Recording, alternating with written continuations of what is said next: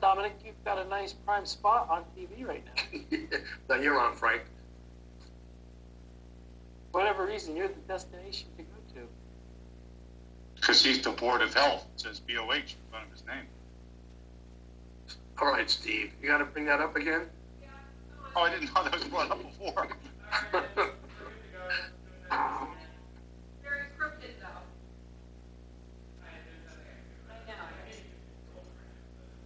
Hey, Steve, is Duke going to play today? Duke going to play basketball this year?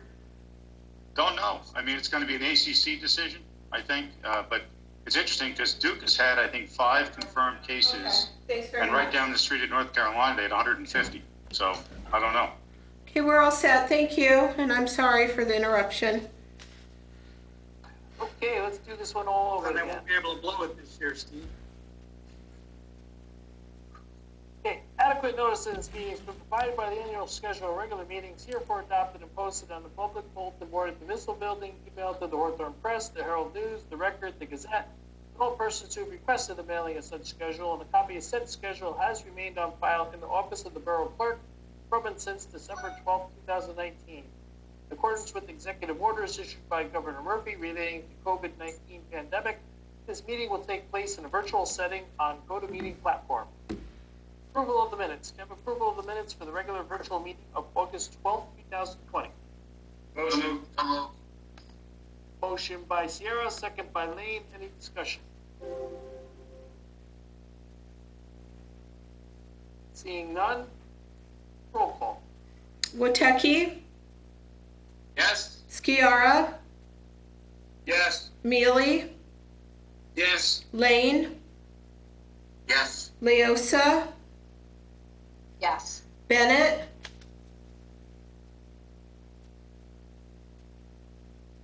Yes. thank you, and Matthews. Yes. Thank you, motion Yes. carries. Yes. Got it, thank you. Public comment. I now open the meeting to the public for agenda items only. Please call in at 312-757-312, access code 472-199-829, or you can email the clerk at lfernandez@hawthornenj.org, or use the chat feature if you're already online.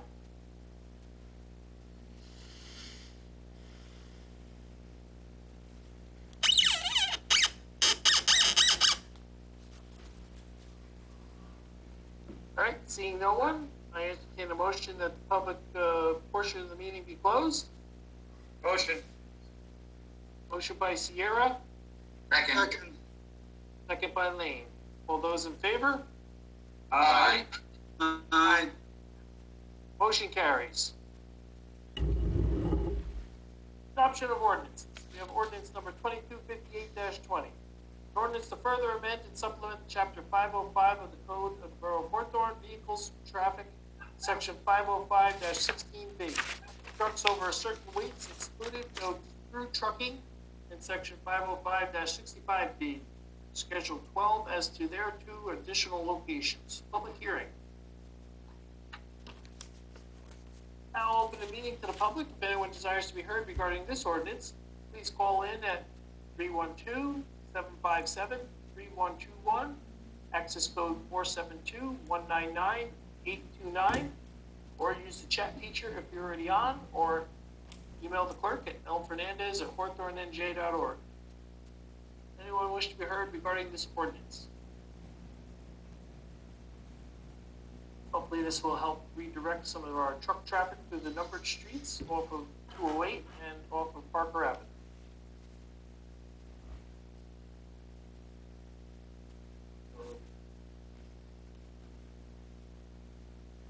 Well, seeing none, I entertain a motion that this public hearing on this ordinance be closed and that be resolved. This ordinance was posted on the public bulletin board in which public notices are customarily posted, published in the Record, and available on the borough website.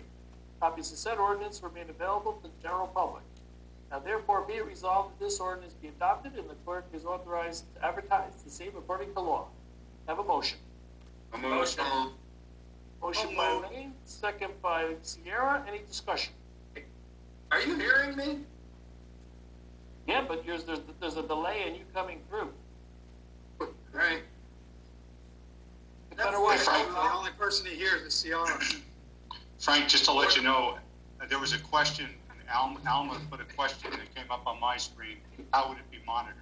Or how would it be controlled? So you might want to answer that. Alma, this will be monitored through the police department.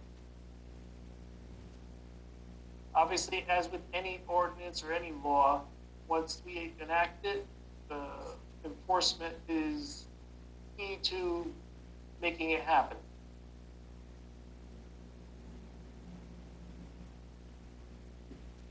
Okay. Any other comments from anyone? Got it. Roll call. Bennett, Yes. Leosa, Yes. Lane, Yes. Mealy, Yes. Skiara, Yes. Wateki. Can you hear me? I can hear you. Can you hear me? Yes. Thank you. Matthews, Yes. motion carries. Old business. John, we'll start with you. Thank you. Thank you, Mr. President. Either Eric or Michael. You're not as old as him, Joe. Sorry? No, Joe was being sarcastic, so I was being sarcastic back to him. Okay. Either Eric or Michael, is there any update on the property on Brookside Ave? I can tell you that we did go to the Construction Board of Appeals, which I think I reported last meeting. The agreement with the property owner that he was going to be given additional days to try to clean up the property and take necessary steps to make improvements. He was given until the end of August. We have not had any inspection of the property since, but it does not appear that there were substantial improvements made. So we are now pursuing other options, which I will discuss privately, but not on TV. Okay, thank you, Michael. You're Eric, welcome. the cones on Grand Ave by the salon that's there, which was the old flower house, they're still there?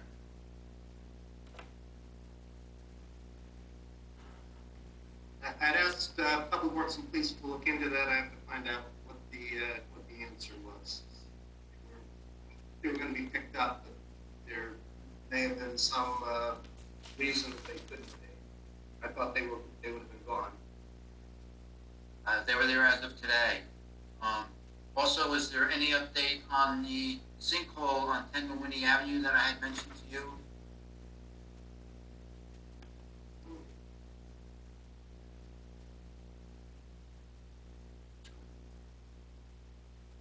You're muted, Eric. It's been referred to Public Works, so I'll have to review where they are with it. I think it was. Was there a water break there?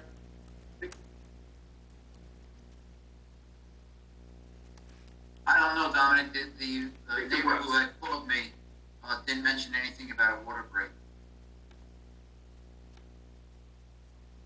Also, Eric, the amount of rain that we had over the last couple of weeks is the repair at the DPW garage by the rear door, not allowing water to go into the building anymore. It's not been done yet. I'll handle that one, John, Eric, if you want. I was going to report on it. They're issuing, Marini Brothers has the contract. They're giving us shop drawings this week, and they're scheduled to install next week. So it hasn't been installed yet, but it should be installed in the next week or two. Okay, thank you, Steve. Eric, is there any update on the 4th Ave park paving that I had mentioned with PS putting in the gas line? PSCNG said they would be doing their paving in town by the end of September. So, or at least they would be starting by the end of September. Ian, so it's not showing on Hawthorne? All from front.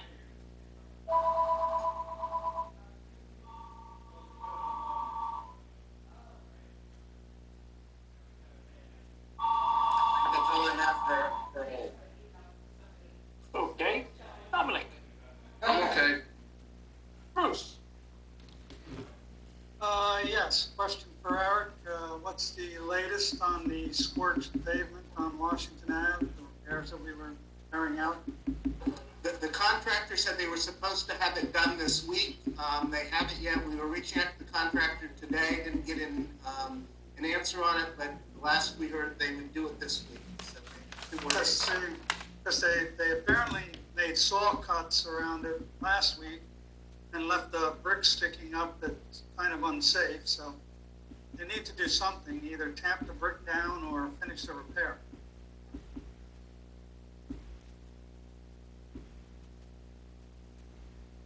You're muted again. Understood. All right, please don't let it fall through the cracks, no pun intended. through the brick cracks. The pavement cracks. Dana, Eric, Yes? just wanted to follow up with you about our application with It Pays to plug in application, the level 2 electric vehicle charging. Have you heard anything from the state? No, I haven't, but I can reach out to them. Okay, because I went on the website today and there's only $77,000 that's left in that funding. And I haven't seen any additional funding that's going into that, that grant program. So I'm not quite sure where we are in queue on the waiting list. So that would be great if you could follow that up. And two, Eric, I just want to thank Captain James Napper and Chief Rich McCall for addressing the Diamond Bridge speeding. I know they're going to put out some patrols and look out for that. So I appreciate that. Those were concerns from the residents who are going to the restaurants and, you know, participating. So thank you for communicating and getting back to me on that. Thank you. That's it. Mike, No, I have only new business. didn't you have some paving issues? Yeah, they were discussed in the previous agenda, so we. Okay. Joe, Thank you. I'm going to start with 127 May Street. Received an email, forwarded to Eric, it got forwarded to the chief. I want to know if there was any update on it. What was the issue? I don't remember the address. The issues. It was an email I forwarded to you. You said you had forwarded to the police department, and it would be a good spot for us to have a blinking sign. There's no blinking sign. I haven't heard any reply. I'd like to reply to the homeowner. Okay, I'll find out. All right, stop line at Chopin and Mazer. Brought it up at the last meeting, and it was an email from Mr. Frank. I know we're out doing striping. I'll find out. That should be on the list, so I will find out. We had told him at a meeting that we were going to do it. This was a year ago. And he sent you an email, and he forwarded me an email. He said it was going to get done in the email. It didn't get done, and now I just don't want to keep revisiting it. I know, but if we're doing striping and painting, you know, I don't know where it is in that process. It's not something we're going to do by itself. It's something we're going to do as we go to stripe. Excellent. All right, the stump at 108 Bamford still exists.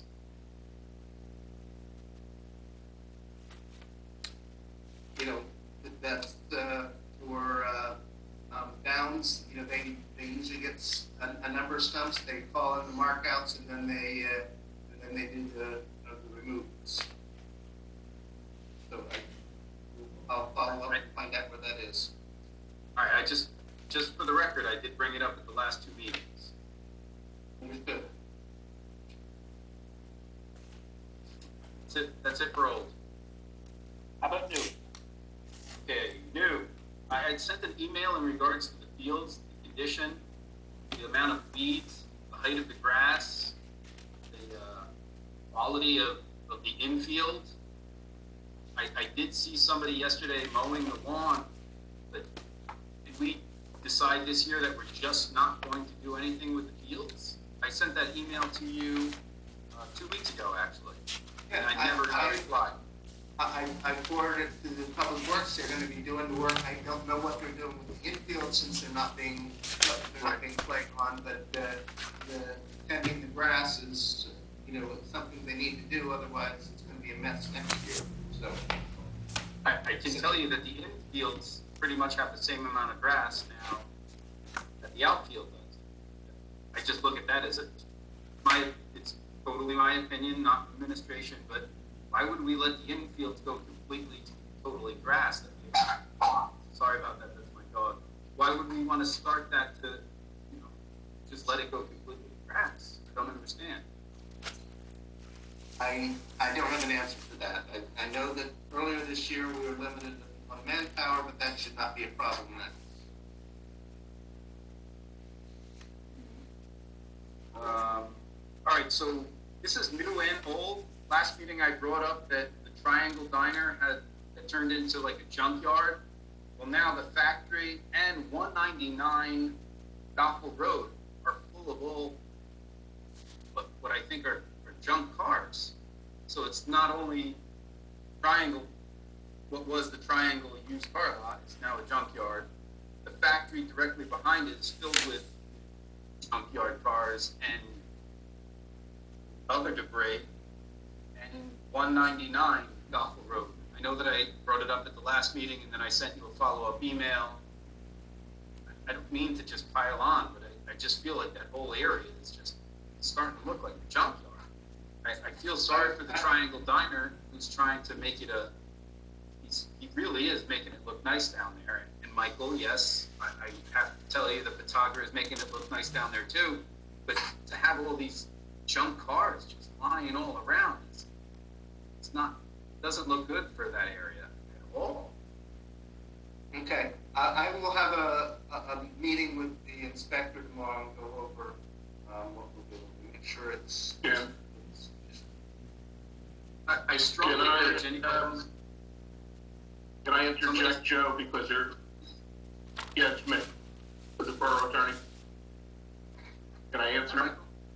I would love for you. Hi, Joe. Yeah, I will answer. Actually, I'm aware, and Lori made me aware of this earlier, that Gene DeAugustinis is on top of this matter. He is actually issuing a revocation of the CO of the property owner, and so he is handling this on the land use side, and our property inspectors will be handling it on the property maintenance side. We are well aware of it and are on it. Which one? I can tell you also that the attorney for where Gene had revoked the CFC has sent a letter contesting the revocation of the certificate of compliance. So that's banging around somewhere. Mike, I think I may have forwarded. Yeah, and we're aware of that, and which property? It was the old Triangle Motors. All right. If I could just urge anybody to drive down Goffel Road down there by the Triangle, 199 is the old transmission location that they're storing all the junk cars at, and then you continue to go down past the cement place on the left-hand side, you'll see all the cars all lined up, they're all behind the fence, but they're over the water. They're physically over the water that flows towards the Passaic River, and then, of course, as we're speaking of the Triangle property as well. Right. I'm also aware of the fact that I've been advised that this is a property where the owner came in, or a new owner purported to come in, wanted to apply for the annual license renewal, bounced this check on the renewal, and has done nothing positive since attempting to come to this borough, and we're dealing with him as we need to. But again, we are aware of it, Joe. The car lot. The gentleman at the car lot. Yeah, because the factory is not the owner of the factory who those cars are. It's across the street. They park all their repair cars. And I have to tell you, the old Miela Furniture they are actively working, which I don't think bothers me so much when they're actively doing work on the cars, but when they just dump the cars there, it really starts to pile up.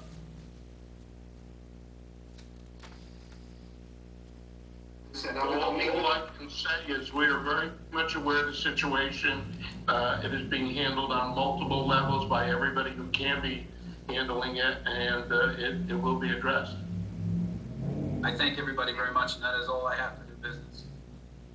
Okay, Eric, I'm gonna backtrack one thing. I did have old business. Did the Rhodes Park pumping station go back live? Yes, it went back live on Monday, and as of either yesterday afternoon or this morning, there was no water in the nearby dry well, so. Okay, and have we put in any DEP approved insecticide in that dry well to prevent the mosquito larvae from populating? Well, I'll have to check what we previously did, but obviously if there's no water there, we're not going to be putting anything in the dry well if there's no water. Well, obviously, the water situation was only from this week, from doing what you just said we did. But I'll look into what we've done, but as of now, whatever has been done, we're not going to repeat or going forward if there's no water. And have we communicated with the homeowner regarding what we have done and the situation? I have not. I was going to wait for a couple of days to make sure, because I knew we're going to having rain today, see whether that changed anything. But I want to make sure that this seems to be a solution rather than looking like a solution based on one day. Okay, thank you very much. Okay, back to new business. Mike. Thank you. Yes, I have a few things for Eric. First, I want to say thank you for addressing the issue on Emmeline with the water leak. The resident had got back to me this afternoon and said that somebody was definitely there working on it with the hopes of that it would be completed when he returns back from vacation. So some good news that we I do want to get clarification from Eric on the email regarding the resident on Goffle Hill Road. That's the block that from Lafayette to Goffle, that it only has a few houses on each side of the road. He's the person that's been missed quite a bit with yard waste, and he's made calls constantly telling us that he's been missed. I want to get clarification on your response. You said it was resolved today. If you can just elaborate what you meant by that. I was told that it was picked up. It was picked up. We let the homeowner know that it's been a repeat problem. We expect it not to be a repeat problem. And all of my comments from the early, we're following up with Gata to make sure that it's not a continuing problem. Okay. I think what's happening is that they might be coming down from like Watchung or something like that to the Five Corners, and when you come in from that angle, it doesn't look like there's any houses, and they probably just go around there. Route goes a different way. But he said he's been missed, constantly. He says I'm calling it at least once or twice a month, saying that it haven't got picked up. So it wasn't just this time; it was a constant issue that he was hoping to get resolved. Yeah, it's a constant issue. We've told them that it's a constant issue, and it's not up to us to figure out which way their driver's driving. They just need to pick up the stuff and do whatever it takes to make sure it gets picked up on a regular basis. I agree. We're in agreement. Okay. The pavers for the pedestrian signs on Lafayette, Cross Street, and Van Winkle. I checked right before the meeting. They are still outside of where they need to be, where the new pedestrian signs are. Maybe you can give me some follow-up on what the status is on that issue. That's the same contractor that's working on Bruce's issue with the pavement on Washington Avenue, and like that one, it's supposed to be done this week. We were unable to reach the contractor today to ensure that they'll be here tomorrow or Friday, but that's what they had previously told us it would be this week. Do we know why it isn't done, after they put the pole in? Why there's, because they just kind of just stack it, they actually put caution tape around the pavers, which is kind of funny. But I'm guessing it's because we put the pole in, and we didn't feel we had the expertise in-house to put them back properly, so we had to contract for that, so it couldn't be done all as one piece. It had to be done, after we had put the pole in. Okay, see what happens. Hopefully get done this week. Last but not least, I know this issue was addressed. I had mentioned and sent you pictures in an email regarding the wires that were down on utility poles on Van Winkle. And I didn't think they were electrical wires, but all the same, they were on two different poles at address 366 and 386 Van Winkle. I got the report back that states that they were fiber optics, which I probably thought they were, and it posed no danger to vehicles or pedestrians. I'm not in complete agreement, although I know they're not electrical, so there's not immediate danger if someone went over and touched them, but they're hanging on by a rope hung up from the utility pole. I would have some concerns as if somebody, a passerby, accidentally hit it, or a kid riding a bike, and it's just not aesthetically pleasing. The one house at 386, I did see that is no longer there, but 366 does still exist. If we could just pay some attention to that and figure out how this could be addressed, I think it would be appreciated. Well, we had, I think one of them was Verizon, one of them was was Cablevision, and it's been reported to both. And whichever one didn't get fixed, we'll follow up with them to make sure that they did. So. It's 366 Van Winkle, then. That's the one that's still outstanding. And that's all I have. Thank you very much. Whew. Rena. No, I don't have anything new. Thank you. Bruce. No, Council President, no new business. Dominic. So I'm okay. John. Yes, thank you. Just going back to what Councilman Multecki said, either Michael or Eric, have there been summonses issued for the junk cars? Because that's under property maintenance ordinance. And if not, why? I don't know. I'm not aware. I don't know. I will as I said, I'm going to meet with the inspector tomorrow and get a complete rundown of what's going on with those properties. Okay. Eric, are you aware, when I was going down Grand Avenue and saw the cones, I made a turn onto Jefferson Place. Are you aware of the gutters on the library that are falling down? Yes. It's horrible. They're filled with branches from the sycamore trees there. There's a fascia board that needs replacement because there's a huge hole in it, and they're just laying there. How long has this been going on? And when did it just happen with the last storm, or what's going on with it? I think I became aware of it, I don't remember, a week or so ago, and I don't have the exact time, but it's something we're following up on. But it's unsafe. The gutters are literally hanging down. There's a piece of gutter about 4 feet long hanging on the leader pipe, and on the far end, close to Lafayette Avenue, there's a huge piece hanging down. You can touch it with your hand from the ground. I mean, in the meantime, why can't we get Public Works there to at least make it safe, so nobody will get hurt? I mean, it's terrible. And also, while we're doing that, I recommend that we get a professional gutter company to come in and do it, because we're going to have to put all new gutters there because those are all damaged. And why not we put leaf guards in there with all the trees that are there to prevent blockage of debris from the trees going in there. And in this way, we don't have to worry, at least about Jefferson Place side, with regard to the drains being clogged. Okay. Can you give me an update as soon as you find out what's going on with that, so, you know, I know what to expect? Sure. Thank you. Also, I guess, Eric, I'm gonna consider this property maintenance. On the O'Brien property on Lafayette Avenue,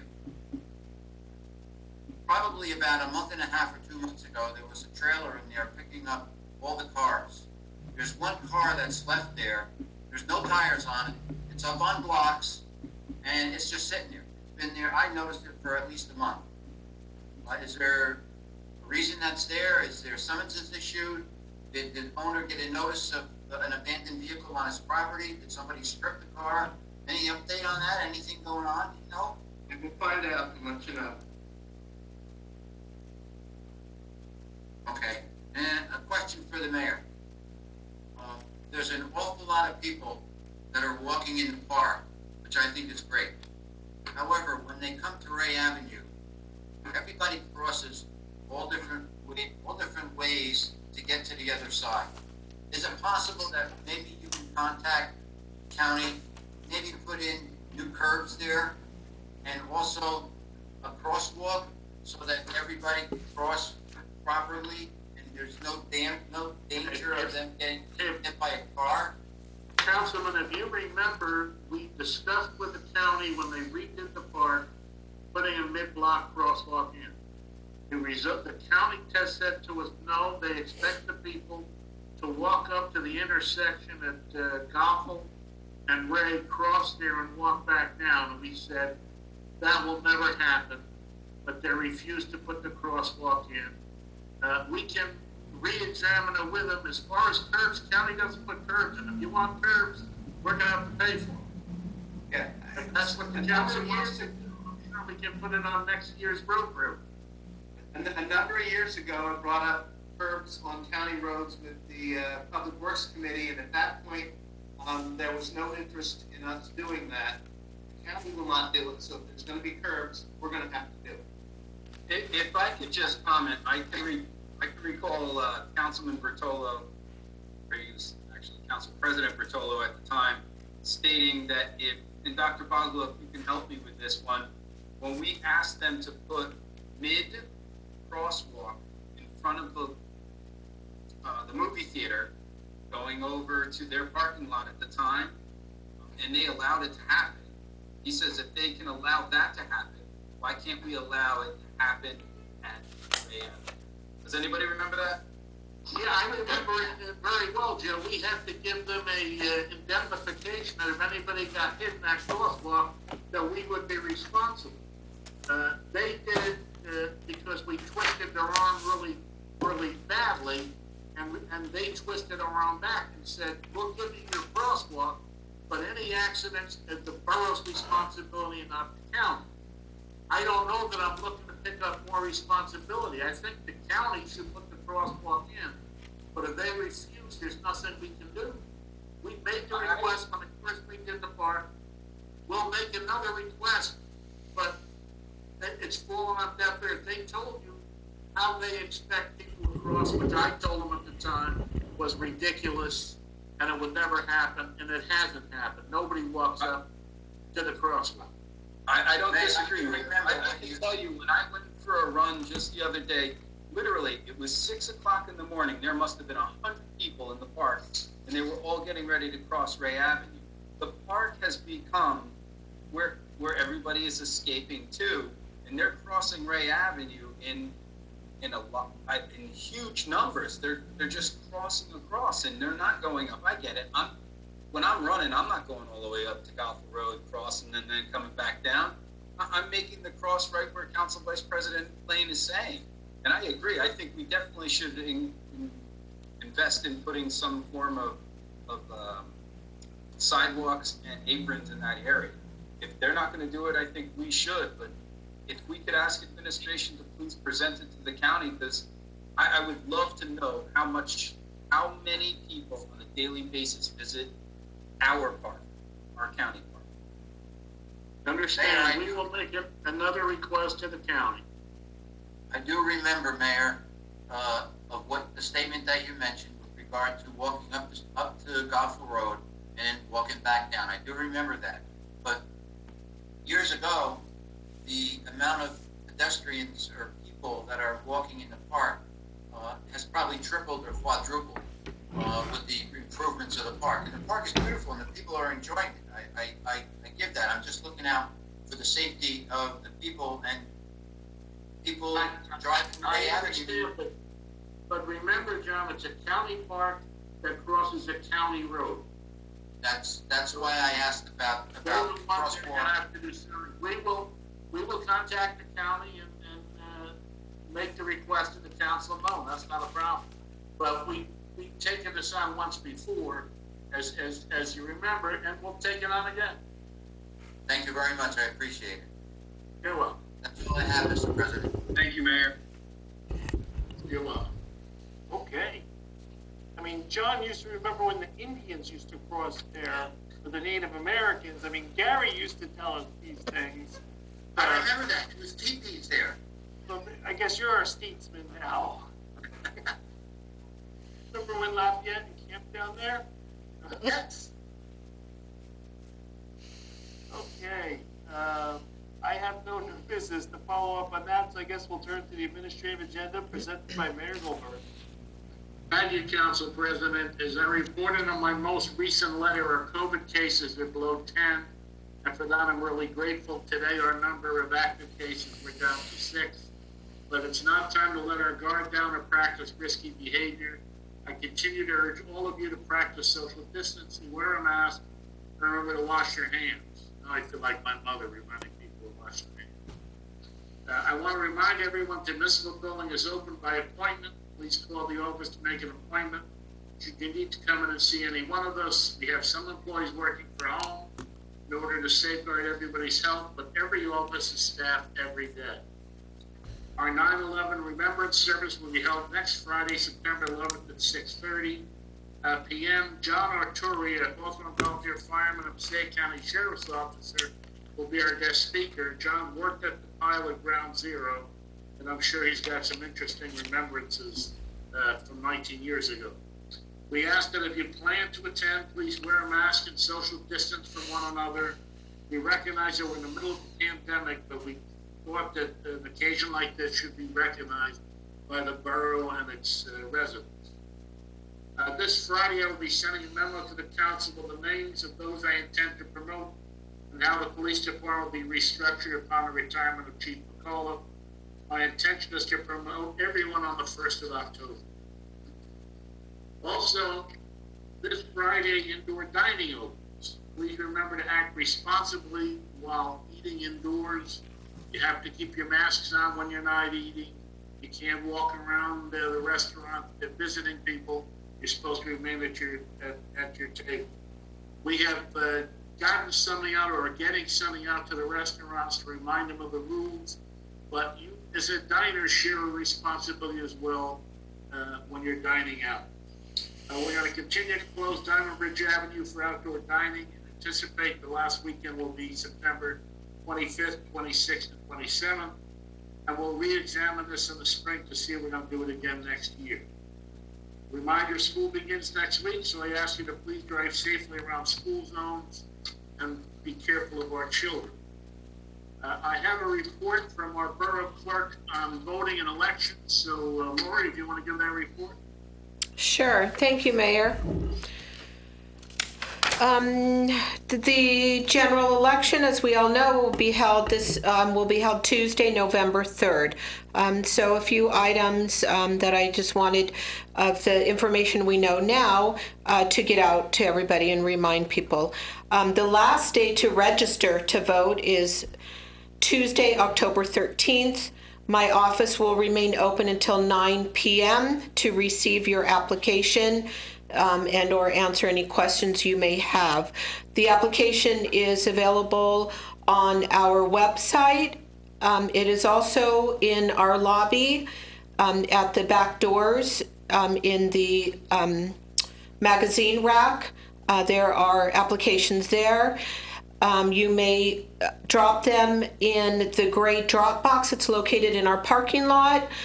Or if you're here during business hours, you can ask the receptionist to call me. I'm sorry if I'm in the building. I do work from home a few days, and we can grab that from you as well. As of Governor Murphy's Executive Order 177, voting for the general election will be done primarily through vote by mail ballots. All active registered voters will receive a ballot.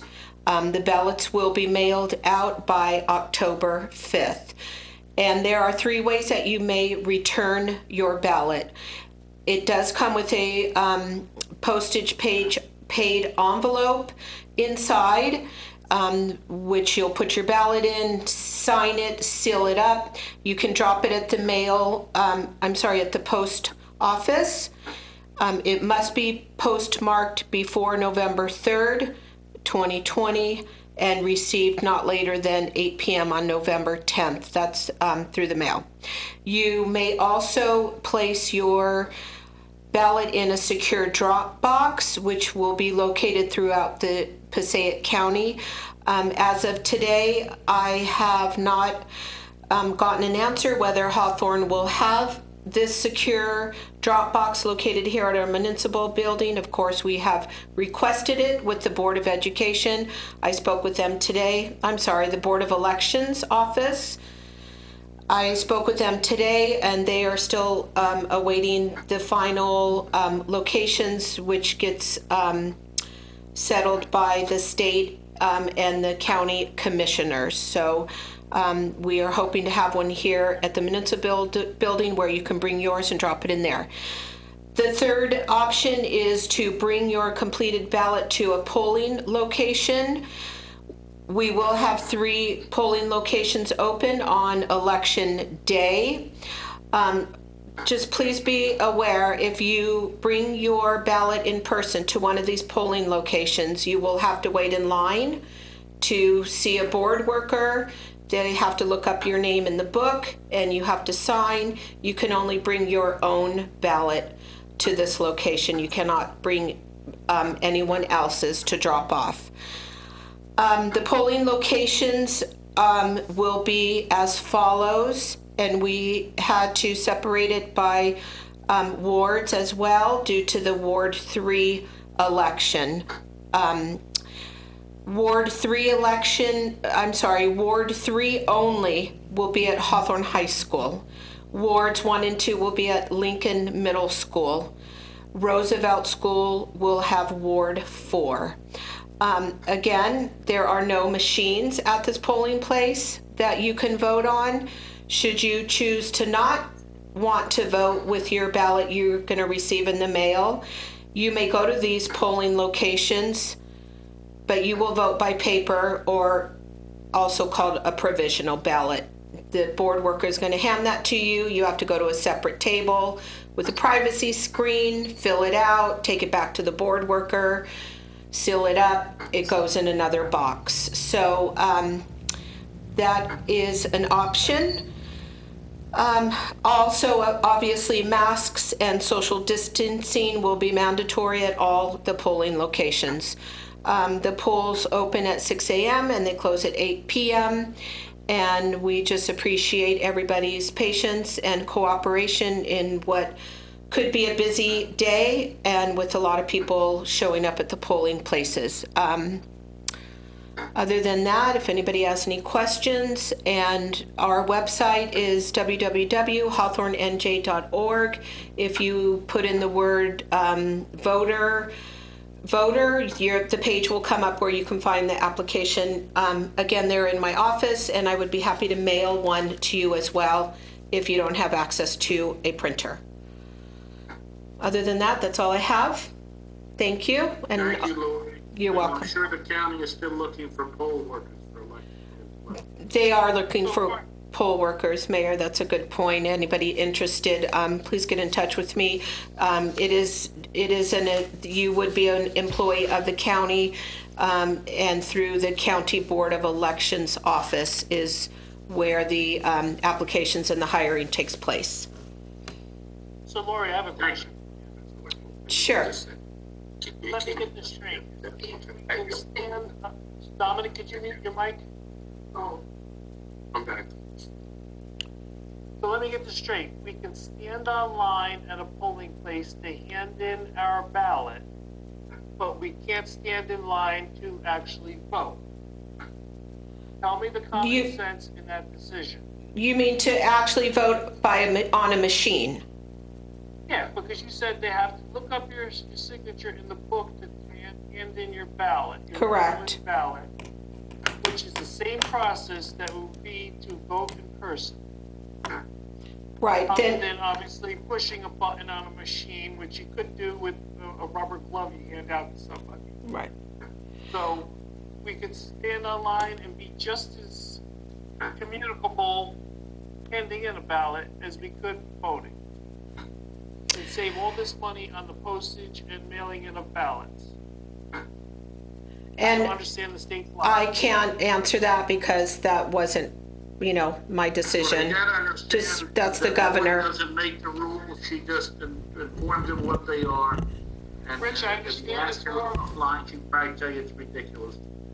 It's more of a rhetorical question for those listening, Rich, and it's just as logical as the county and the crossing where they won't put it in the county telling people where they should be walking and not listening to where people will walk. Agree with you 100%. Absolutely. all This I time have. I call, okay, thanks, Frank. I call upon my borough attorney, Michael Pascal, for his report. Thank you, Mayor. I won't comment on the election because I think it was covered, and we don't make the rules, but we are told what they are, and we will live with them and enforce them if needed. There's a couple other things that I want to report on tonight. First of all, Lori didn't report on because she had other things. Next week next meeting we will have the renewal of liquor licenses. They were extended to the end of September, if you remember. Ordinarily renew them at the end of June. And tonight, what you see on your agenda is, I believe it's R101, which is the renewal of the vendor's liquor license. It's actually an amendment to what we did previously. The good news there is that tax clearance has now been received. So we are now amending a resolution that I previously prepared, which frankly, I probably should not have. Jumped the gun a little bit, but now that they have clearance, we will be approving tonight the vendor's renewal for the current term, and then at the next meeting in September, we will approve all of the liquor license renewals for the year. I do want to follow up on the Executive Order 183. The mayor spoke of it. I know Lori sent a letter out or an email out to all of the liquor license holders today. I know Chief McCullough was working with with Meg at the board to get out messages also to all of our restaurants. We're advising all of our restaurants of the Board of Health or the Department of Health regulations for indoor dining. Again, indoor dining is permitted beginning this Friday on a limited basis. 25% of your capacity is what is allowed. You must be seated to be served. All tables have to be at 6-foot distance from one another. 8 persons to a table maximum, unless it's either all the same family or all people who live in the same household. Bar seats are going to have to be 6 feet from each other unless there are sections set aside specifically for reserved groups. So that's going to be something different. And you will need to wear a mask before you're served, before the food hits the table or your drink hits the table. You must wear your mask. When you finish eating, wear your mask. Again, all of these precautions are being taken because, frankly, the reopening of restaurant experience in other states is the largest cause of spikes in the coronavirus in those states. So we are moving a little cautiously. Let's hope it works well. The mayor also announced in the letter that we sent out that we are committed to continuing outdoor dining. It's our belief that people are still going to opt for outdoor dining over indoor dining where it's available and as long as the weather cooperates. So outdoor dining is still going to continue as it's currently constituted, and as things move along, we will be making adjustments there too. So again, important stuff, and we are on top of it.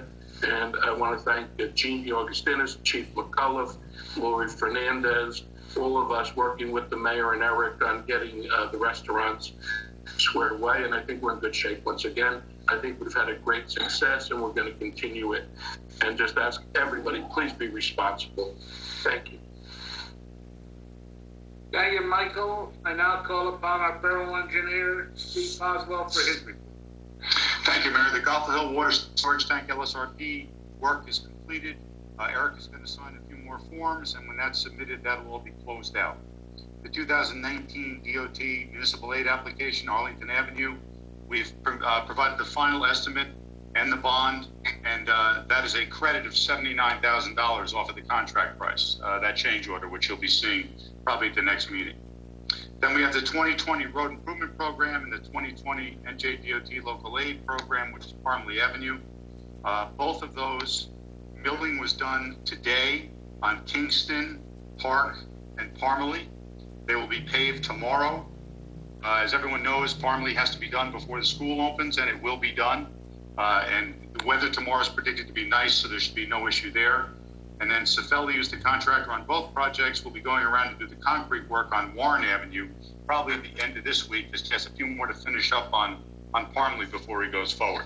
The residents, by the way, because we were asked this before on one other job, all the residents were notified on Monday, August 31st, that the milling and paving would take place on Wednesday and Friday. So they were all notified just 2 days in advance, because some people, Eric had said to us, people were uncomfortable hearing at some point we're going to do this. So we got very specific, told them which days.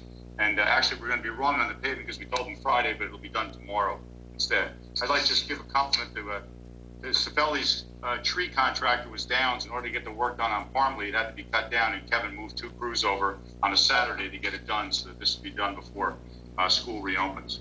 The Hawthorne Library lighting, the New Jersey State Library Review Committee will be sending out a list of the grant recipients on or about today. We haven't received it yet that I'm aware of. Once that's done, we'll know how much money they're giving us, and then we can go out to bid. We can bid now if you want, but it probably makes more sense to see how much grant money we're going to get before we go out to bid. The DPW trench drain, John already asked about. Shop drawings have been submitted. Work on that should be next week, at latest the week after. There's also a question about Frank Matthews about the seepage pit inlet at 170 Cornell Avenue. Some of you are not even aware of this ongoing issue. What happened is all of a sudden the water was not draining properly out of the seepage pit. So we went in and excavated, made sure that there was no blockage. There was no blockage. It was just a high groundwater table. Turns out that it was related to the fact that the Utter Avenue well pump was not operational. Once it became operational on Monday, by Tuesday, the water table was taken back down to the normal level. So we anticipate there won't be any other problem. One other thing about, speaking of tanks, the Mary Street tank, on Monday we were notified by the DPW that there was peeling on the brand new tank paint job. That was on Monday, so on Tuesday we had the contractor back out with a representative from Sherwin-Williams who manufactured the paint. They figured out what the problem was. It was that they put it on when it was still wet, so it didn't have the opportunity to properly adhere. They're going to start fixing that tomorrow. So they are back. They'll be back to repaint it tomorrow, the areas that are a problem. So that's about as fast as we've ever solved anything. So I just wanted to bring it to your attention because, you tell me when we don't. So I thought I'd tell you when we do. So it'll all be, and other than that, Mayor, I'll answer any questions anyway. Thank you, Steve. And now our cleanup hitter, Eric Maurer, for his report. Thank you. On the agenda this evening, resolutions R97 through 98 all deal with are all related to the streetscape grant we're submitting for with the DOT. This would extend the streetscape on Diamond Bridge 1 block east and 1 block west from where it currently is. And also, if we get enough money on west side of Lafayette, up even to where it ends on the east side in front of the library. Also on the agenda tonight is Resolution R100, which is to purchase plexiglass partitions for the office. This will replace the temporary ones that we fabricated and hung ourselves. This is a charge to the CARES grant. Follow up on a couple items raised at the previous meeting.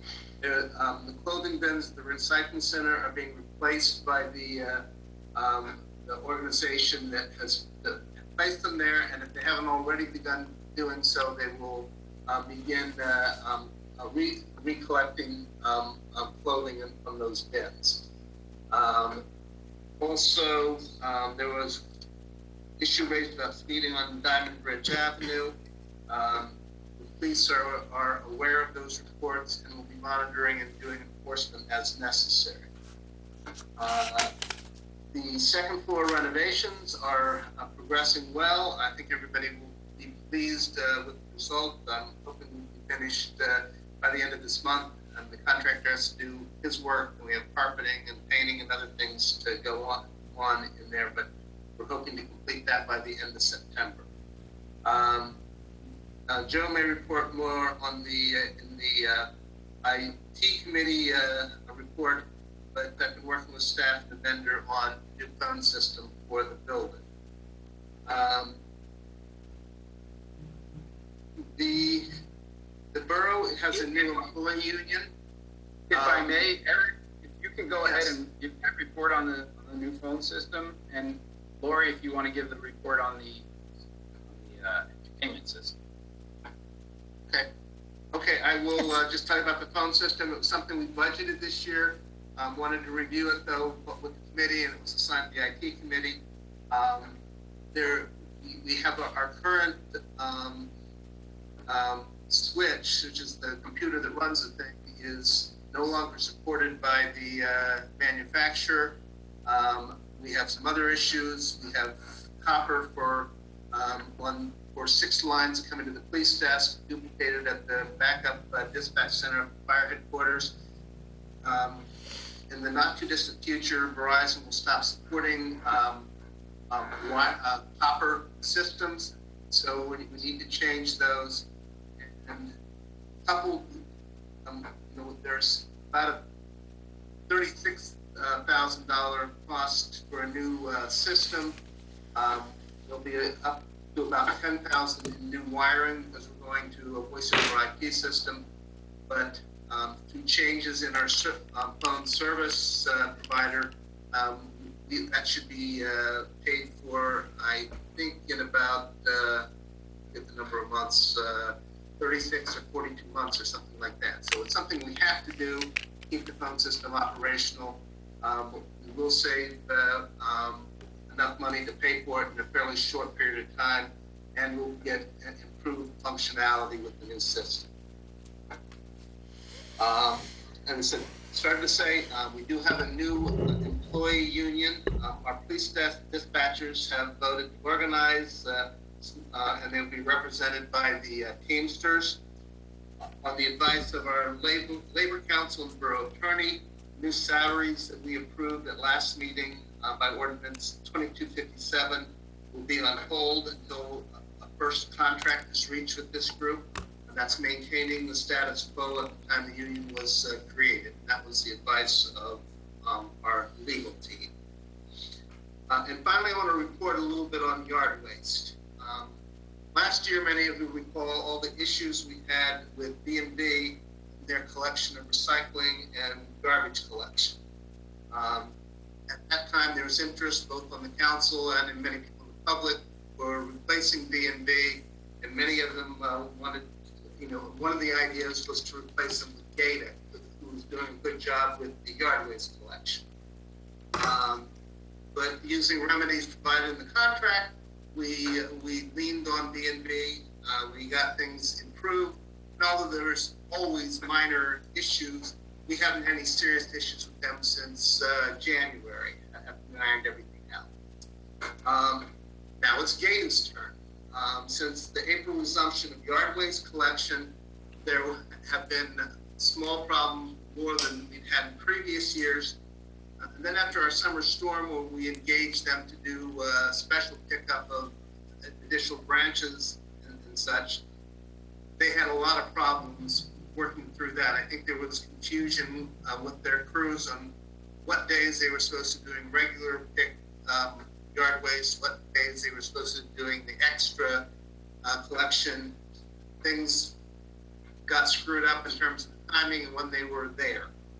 So we expected that after we got through that, we'd go back and have at least as good as it was prior to this storm.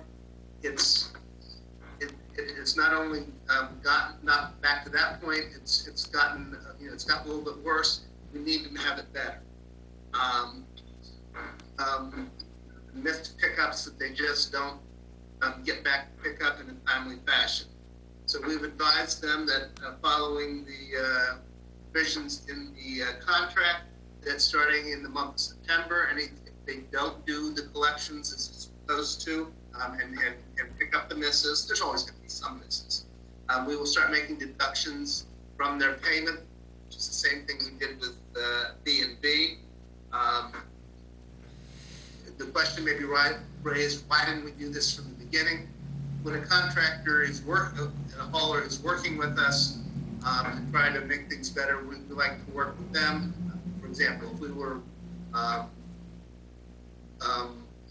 if we were penalizing them, they may not have stepped forward to do the extra pickups in August. So even with the problems that resulted, we at least got the branches picked up. But it's gotten to a point where we can't tolerate it anymore, so we've given them that notice. It was our expectation and intention that we are going to have the same success fixing Gator's work as we did with B&B. And if not, all I can say is the contract expires at the end of this year, and we will be bidding anew for next year. And that concludes my report. Thank you, Eric. Council President, we'll be happy to answer questions. Any questions for the administration? Mike? Thank you, Council President. Just one clarification, Eric. Gator is doing the yard waste, am I correct by? Yes. Okay, that's all I need to know, because I was getting, the way you reported it, I was getting a little confused with B&B, what their job was, and I thought they were garbage, and Gator was recycling. I just wanted to clarify. I mean, yard waste, I want to get clarification. B&B does garbage and recycling. I just wanted to start with that because we had a history and where we went through similar problems with another contractor, and I wanted to point out that last year Gator was viewed as a solution. This year we see Gator can be a problem as well. With any contractor, you got to use your contractual provisions to lean on them to solve the problem, and that's what we're going to do. Okay, thank you. Any other questions for the administration? John? Yeah, for Steve.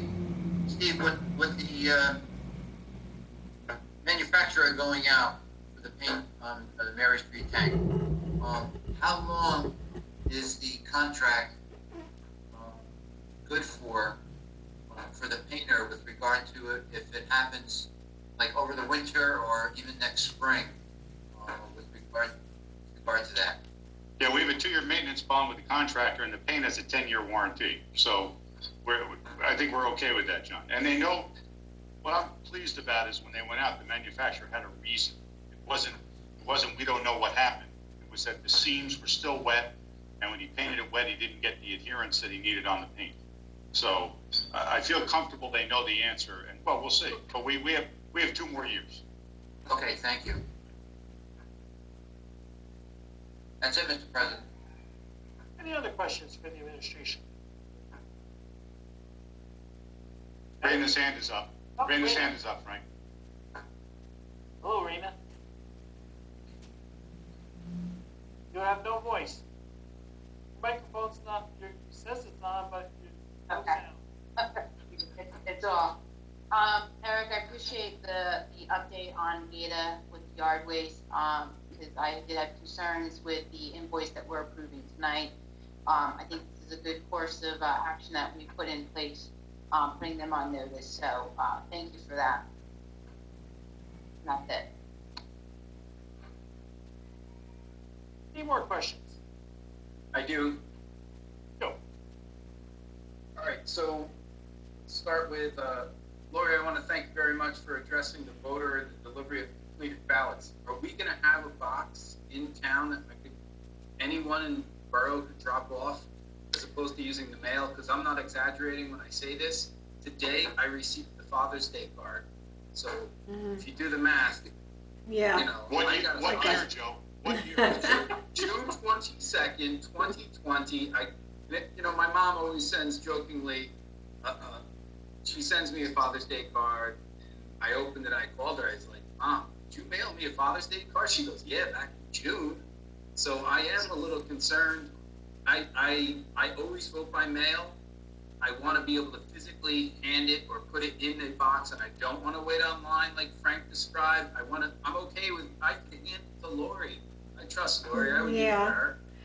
I have requested one be placed here in Hawthorne. I'm told that they're going to place 13 of them within Passaic County, and as you know, there's 16 municipalities.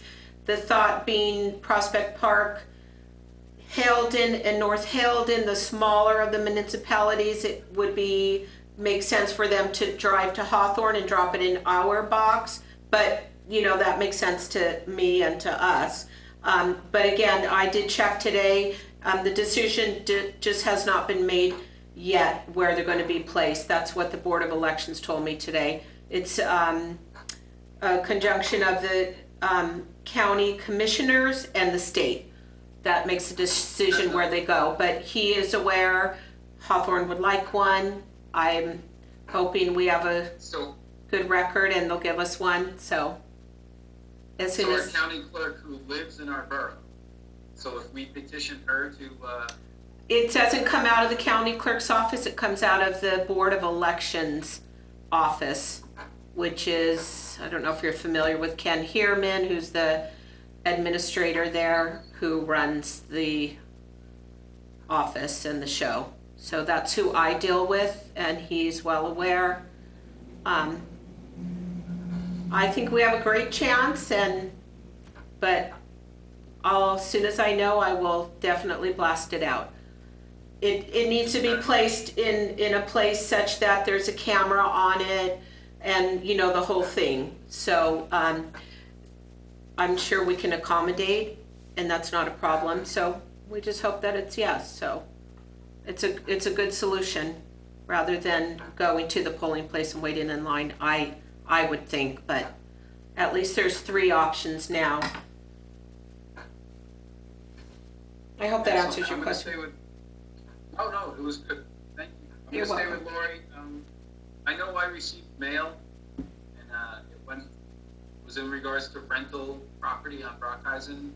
Was there ever an outcome to that mail? I will follow up with code enforcement. I'm not sure if they were going to just drive by or how you investigate that. So I'll follow up with them and email you what I find out. So to give everybody a little background, a private resident is trying to sublet multiple rooms within their property, and it was posted on a public website. No can do. I know no can do. So I forwarded to code enforcement. I forwarded back to Lori and asked her to please have it enforced. And then the last thing is I got to compliment Raina and the Environmental Commission. Rain Garden is beautiful. I went there, I visited it. I do want to add something. Can we ask? I know that every once in a while the Passaic Valley Sewer Commission comes along, cleans clean sections of the Passaic River, could we put in a request, because there is quite the number of, if you want to call them abandoned tires or what have you. I know it's not allowed for us to reach in and grab them. There is a good number of tires floating along the Passaic. We call that passive recreation. I'm sorry, Mayor. I usually laugh at your jokes. I did not get them. But if Eric, you'd be kind enough to reach out, I'd appreciate it. We will. Thank you. That is all, Council President. Joe, did you listen to Lori's original report, which talked about the box? I did, but it didn't make sense to me that why every community wouldn't have, if there's only 16, why only have 13? That doesn't make any sense to me. Does state government make logic to you?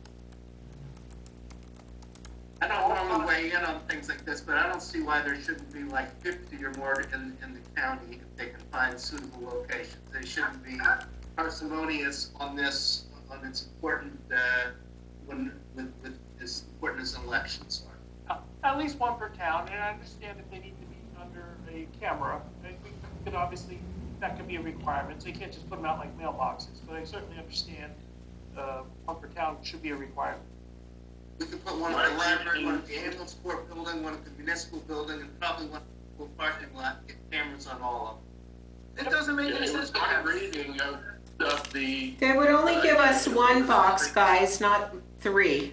They would only give us 1, not 3. Why is there only going to be 13 when there's only 16 municipalities? That doesn't make any sense to me. I'm just reporting. I'm just the reporter. I'm sorry. The Passaic County clerks, all of us will have our meeting with the 3 county elections offices, not till the end of the month.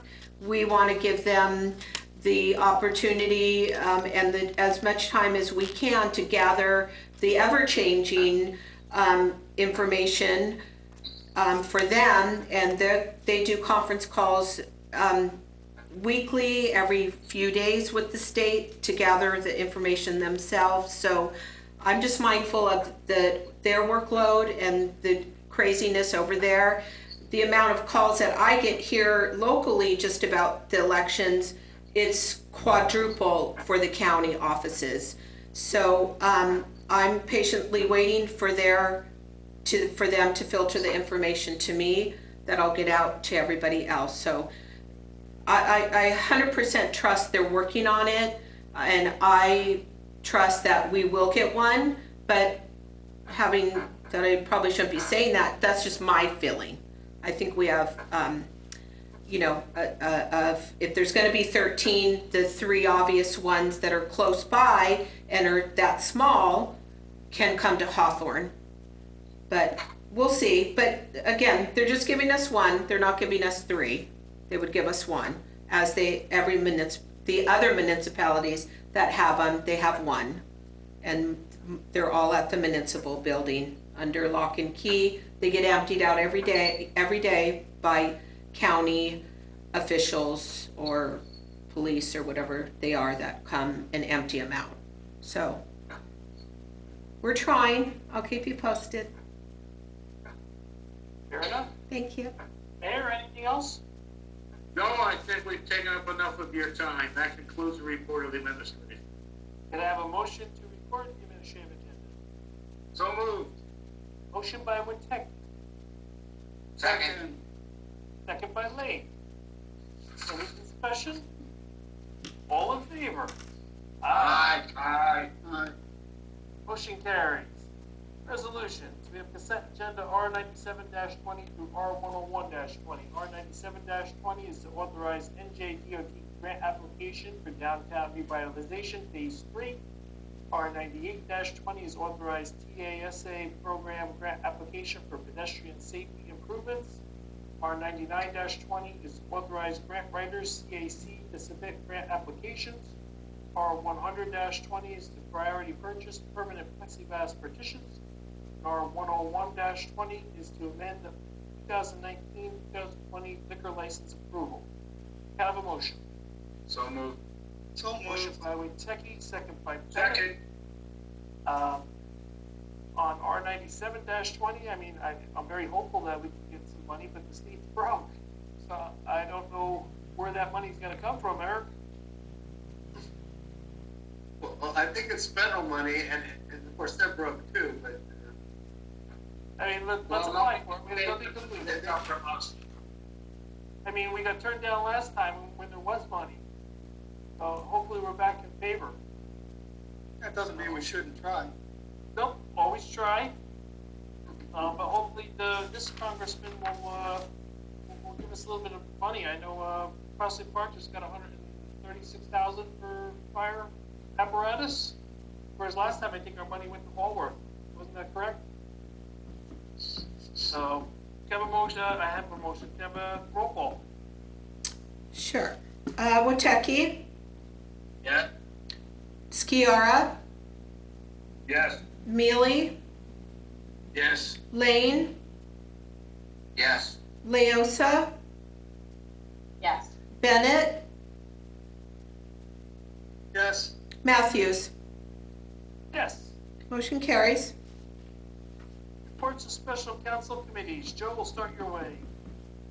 I apologize, I have no committee report. Eric actually gave it for me. Did you want Lori to chime in on your Oh, behalf for the council room? Well, the council room really falls under Councilman Lane, but it does tie in as an IT committee, so I'll wait for Councilman Lane to make that decision. Okay, No, you go ahead and report on it. as an IT part. Correct. Lori, would you be kind enough to please make that report? I would. Give me a report, Joe. Take it. I will. I'm Thank gonna let the professionals. Thank you. Last week, the sound system vendor DPS was here, 2 days, almost all day, just running the cabling. So they were up in the ceiling, they were under the desks, they were in the room, the IT audiovisual room, closet out in the hallway. Again, just running cabling and programming on his laptop. They are just booked solid every day and every minute. Luckily in town at the Hawthorne schools, so they're, scrambling between us and the schools. They have a lot to do there. I'm sorry I don't have the next phase of when that is going to take place. I will find that out. I have texted Peter and asking him, so if I know that before we sign off, I'll definitely share it. But he did mention to me last week that the units, they build them in the shop and then they bring them in. So they just will need our room probably 3.5 days solid to install everything.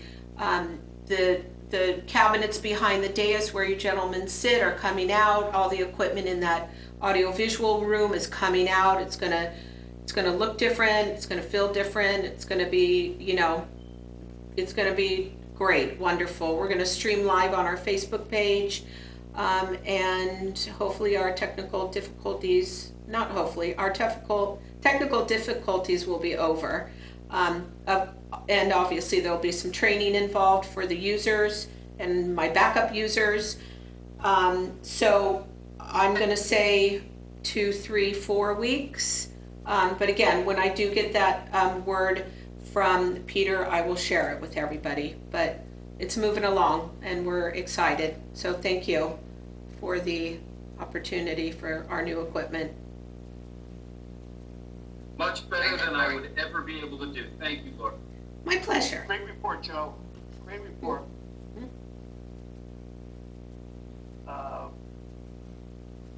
John. Yes. I'm gonna be calling an ordinance committee meeting, shortly pertaining to our stormwater management program. So I just wanted to let the administration know and the council members, so we can start working on that, as for what we're supposed to be doing. And then I'll talk to Steve with regard to having possibly one of his engineers, if not himself, attend the committee meeting. Dominic. That's it, Frank. I'm watching Steve's. Am I up? Yep, you're up. Under public safety, we put out those nice crosswalks, those signs by intersections. Wish that people would use them. I think the mayor said that in Nixle, and tell them where they are. They will help. I saw a couple of people crossing one street and they weren't using them, and it's very dangerous. Also, the police department has notified me that there's been a rash of car break-ins. Just reminding people to park your car in your driveway if you can, or make sure you lock the doors, because there is I don't know what's going on, but there are rashes that are going around. And also, fire department has not contacted me.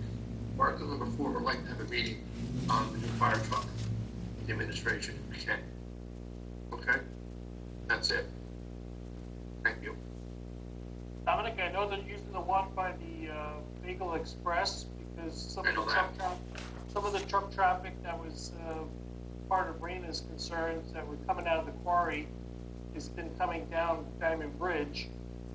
So the regulars that are sitting outside on the bench all day long are hitting the crosswalks that have the flashing lights slow down the trucks coming down from the quarry. So they've actually rigged up a stick so they can hit the button from the bench and turn on the flashing lights so that the trucks will see it every 10 minutes whenever they hit the button.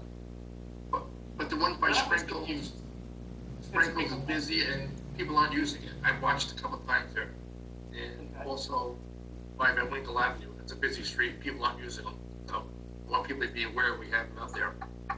And I guess I won't lie, I heard about the stick and I came down Diamond Bridge just to see if I could see them hitting with the stick today. That's pretty funny. Yeah, I won't say who, but he's a regular. Right. And Dominic, I'll let you know that I've used the one on Lafayette and Van Winkle all the time. So. Oh, all right. Try Thank it, you. but he keeps hitting the button. Yes. Thank you, Frank. Rena. Oh, Thank you, I'm just want to thank everyone who attended the Gateway, the grand opening August 15th. Went really well, thank you. I want to announce the winners of what I love about Hawthorne. We had, first prize went to Charlotte Shea, and her poster was about why she loves Hawthorne is Kuzo, Sprinkles, the fire, police, and the pool in the library. And second prize went to Hannah Sow, I love the farmer's market, and her sister Manna Sow, we love the Hawthorne's wildlife. So we did Facebook live streaming the Tuesday afterwards, the deadline of the 14th, handed out their prizes to them. The last thing that I want to announce, finally, the green team in the Borough of Hawthorne, we will be having our Styrofoam collection drive. It is confirmed Saturday, September 19th, 9 a.m. to 12 p.m. And the rain date is September 26th, the following Saturday. I know I've gotten a lot of Facebook messengers and messages about the Styrofoam the last several months, and I've told people to hold on to it. We are going to be collecting it September 19th from 9 to 12. We do have a facility that will take material in Haskell. So we'll be launching the press release tonight, and flyers will be going out, and we'll be hitting the papers and social media on that. So thank you for everyone being patient about the Styrofoam, but we're going to do it in September. And that's it for my report. Thank you. Frank, if I can just have a minute, I neglected to mention in my report that the Hawthorne Movie Theater is opening this Friday.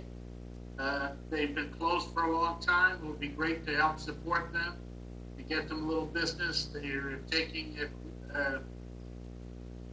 steps to make sure that they're protecting their people from any exposure. But please, if you have a chance, go to the Hawthorne Theater, keep them busy, and keep them in Hawthorne. Thank you. you got it there. Bruce. Yeah, from the public works standpoint, Steve covered most of what we would have reported on. I don't know what the delay was, but the contractors are in fact going great guns now on Kingston and Parmalee. We're out first thing this morning, starting the mill. So it's good they're getting movement because Lincoln School's been a busy place this week. And I'm sure that there was some anxious moments with all the contractors around the school and everything, but so far things are proceeding smoothly, so hopefully Steve will stay on top of these guys and keep them moving and get to the end of the program. Yeah. Council President, if I may, I have an update on our sound system. Sure. Thank you. The rack is being assembled. Peter from DPS wants to touch base with me on Tuesday to work out scheduling the installation. He actually says he's going to need a week. I know on the court side, the next in-person court hearing is September 25th. So luckily that's 3 weeks away. So I will book all this with Peter come Tuesday. If he feels that we're going to run into any other meetings or court that is going to be in the office he has, in this room, we may have to set up a temp location for court, but hopefully we don't have to do that. So that's it for now, and I will keep everybody posted. Thank you. Yeah. Who's left? Mike and John? Mike.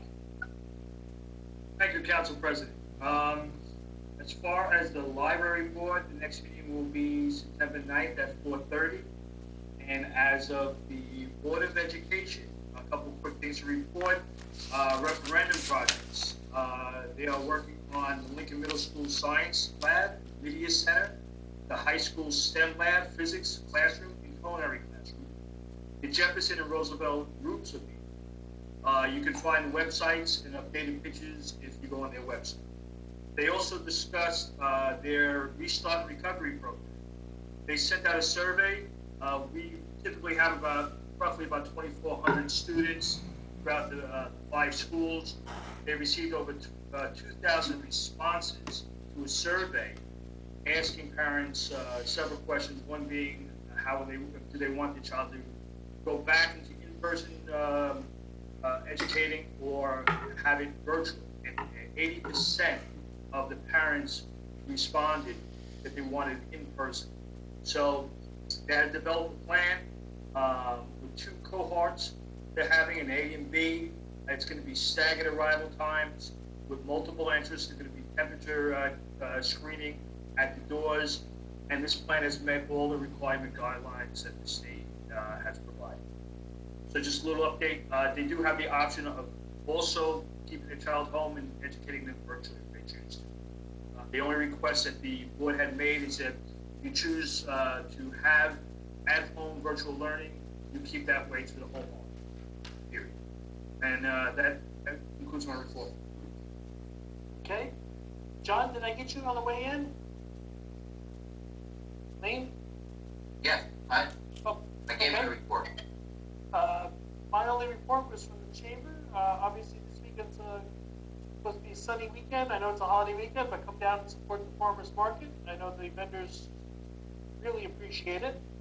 And as the mayor mentioned, Bank from the chamber got the note out to all the chamber restaurants about 25% capacity and opening up for indoor dining. I know there was a bunch of like 5 or 6 restaurants that are not part of the chamber, but really should be. That I guess the chief is going to write or contact him personally. I don't know how we're going to get in touch with them, Mayor. But somebody, I guess, from the borough will get in touch with them, whether it be the Board of Health or the police department. And that's all I have to report on. Correspondence. We have a new C1. We have new firefighter applicant Andrew Chartoff to Tower 2. Can I have a motion? So moved. So moved. Motion by Neely, second by Bennett. Any discussion? Roll call. Bennett, Yes. Leosa, Yes. Lane, Abstain? Mealy, Yes. Skiara, Yes. Woteki, Abstain? Matthews. Yes. Motion carries. Welcome aboard, Andrew. Bills. We have a motion to approve the bills and forward them to the treasurer for payment. Motion. Did not see who lit up at that time. So Mike Sierra, motion. Who was the second? Raise your Dominic. hand. I think Bennett. Dominic. Oh, All right, we'll give it to Bennett. He raised his hand. Any questions on any of the bills? Seeing none, roll call. Woteki, Abstain on the fire department, yes on all the, Skiara, Yes. Mealy, Yes on all bills. Lane, Abstain on the fire department and the ambulance corps, yes on all others. Leosa, Abstain on PSCG bills as well as environmental commission reimbursement for supplies. All others, yes. thank you. Bennett, Yes. Matthews. Yes. Motion carries. Public comment. I'll now open the meeting to the public. If anyone desires to be heard, please call in now at 312-757-3121, access code 472-199-829, or you can email the clerk at lfernandez@hawthornenj.org, or if you're on the call with us, you can use the chat button. Before I take anybody from the chat button, we did have a previous email that was sent in earlier from Melissa Lambert at 185 2nd Avenue, and she had two comments. First comment was she wanted to express thanks for Eric for his comprehensive report regarding the body cameras last meeting, and she was wondering if there was any new news. Well, you know, Eric and the police department have been in contact with our vendor, and they are following up on completing our trade-in order. And since the last meeting, the governor has signed a bill that was pushed through the Assembly and the Senate, and that is also supposedly supplying some funding through forfeiture monies. So whatever monies that we were going to continue to pay, hopefully now some of that the state may be able to supply. I am doubtful that there's enough money to supply everything for everyone, but maybe some of that will be paid for. But we'll have to wait and see. But we are not waiting for the money. We are still pushing forward, but maybe some of that will be reimbursed. The second comment was regarding the resident that lives at 26 Brookside, Mr. Louie. Yes, Mr. Louie's in a bad situation. His house has been condemned. Our attorney has been going through the process of trying to protect Mr. Louie because, or Gilbarty's last name. You can't live in a house that's not safe. That's the situation. I know there's been an outpouring of people in the neighborhood and even in the community that want to help Louie. But even on the Facebook page, they realized once they got into the house that the second floor is falling down onto the first floor, that it's not safe to go in there. Long and the short, it's been many, many years of disrepair and ignoring the problems. Other than finding him someplace in the county with assistance, there's really not much the borough can do as far as helping Louise, other than maybe putting him in the right direction with social services and assisting him. Mayor, do you have anything else you might be able to add towards that situation? Well, I'll tell you that he's not homeless. He has a place where he's been living. Yes. Other than So, you know, we're monitoring that, and as Mike said, he's been exercising every way he knows of to make it hard for us to do what's right for him.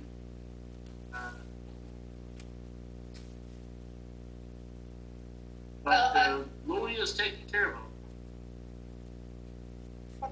Thank you for those responses. I'm just curious, you mentioned social services. I mean, it's my understanding that there's also a hoarding problem. So quite often, hoarding is a form of OCD, and there might be some control issues, some mental health issues. So is there any way to get him help around that? Can I, number one, when anybody speaks, would you please identify yourself and your address? So could you please? I'm the one that submitted the question. No, I understand that, but you, for the record, need to identify. I'll answer that and say I can't answer that, and nobody should answer that. We are certainly in no position as a municipality to discuss publicly any kind of health issues affecting any of our residents. So I can't, and it cannot answer it and advise everybody else. Please do not answer that question. I'm sorry, Melissa, we just can't. Okay, but just one last question then. If Louis were to reach out, are there services that could be provided to him if we could encourage him to do that? The county has a number of programs that are available to him to assist him in any number of ways. As a municipality, it's our goal to clean up the problem. The house is not a safe structure. It cannot be inhabited. We have tried to allow him every opportunity to repair the house. It has not happened. So, you know, there are limited options, but again, I think the mayor's 100% right. When Mr. Giliberti chooses to help himself, he will find there are programs available to it. Okay, I do believe that the people that have been reaching out to him, that he has recognized that he needs to accept help, and obviously that's a difficult thing for anybody. But the people that are trying to help him and get him pointed in the right direction are asking if there's any reprieve, if he can get a little bit more time to try to get things sorted out. I can only say that we have always committed as a municipality to working with all of our residents.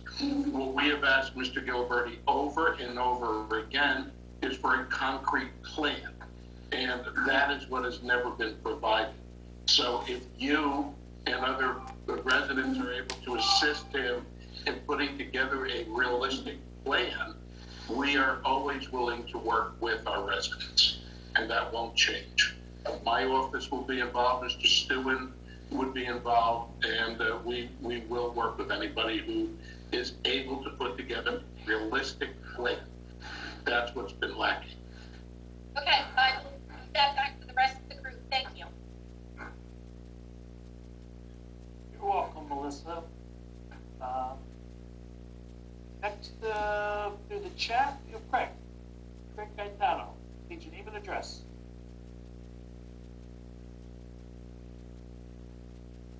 Good evening, everyone. Craig Gaetano, 59 Pasadena Place. Just wanted to follow up on that. Is there still a moratorium on evictions due to COVID? Could that be a way to have some sort of leniency with the situation with Louis? No, because Louis is not living in the house and hasn't been living in the house. It's not a question of an eviction. Okay, that was the first thing. Second thing, I know that Mayor had mentioned earlier that the Diamond Bridge intersection we're going to close down at the end of September. Is there any way we could keep this open through October? Because it still doesn't look likely that Governor Murphy's going to go back to, heck, even 50% capacity. I mean, to have a little bit more reprieve and a little more time for the businesses on that district, I think it would help. I appreciate that, Craig. Not unfortunately, there were as many businesses on that street who were asking us not to close it at all. So we try to reach a balance between those businesses that need the space and those who claim that they're losing business because their seniors can't park on the street to get to their businesses on the weekend. So I'm really trying to balance everybody's interest. I But the understand. answer is, Appreciate it. if it's still popular and the weather is good, we'll look to keep it up later, but originally we talked about September because, as I said, for this, every business that likes it, there's one or two that doesn't, so I'm trying to strike a balance for everything. Gotcha. I just feel obviously since everything's been sliding longer and longer to get these indoor dining, it seems like it won't hit 50% until October the way it's going. So I'm hoping that we can keep that on as a possibility. What else? Let's see. Oh, Lori, thank you for giving us the information about the ballot boxes and the potential for Hawthorne.